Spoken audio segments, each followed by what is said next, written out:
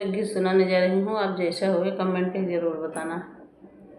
आप लाइक करना, सब्सक्राइब करना मत भूलना। अनिया आई गई राजा फगुनवा में, अनिया आई गई राजा फगुनवा में, वही अनिया में सासु मोरा उड़ी गई, वही अनिया में सासु मोरा उड़ी गई।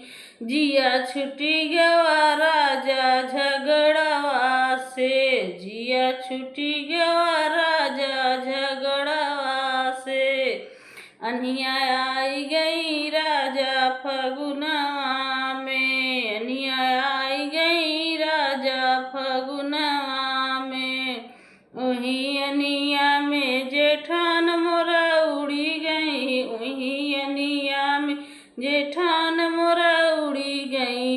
जिया छुटी गवा राजा लगवा से, जिया छुटी गवा राजा लगवा से।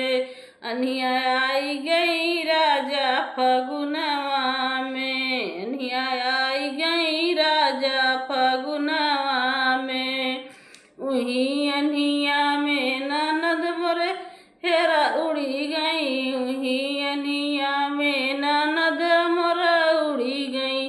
जिया छुटी गवा राजा दहेजवा से, जिया छुटी गवा राजा दहेजवा से।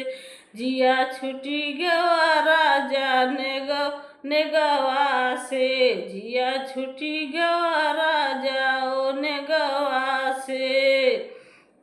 अनिया आई गई राजा फगुनवा में, अनिया आई गई राजा फगुनवा में, फगुनवा में हो फगुनवा में, अनिया आई गई राजा फगुनवा में, अनिया आई गई राजा फगुनवा में, फगुनवा में हो फगुनवा में, अनिया आई गई राजा फगुनवा में।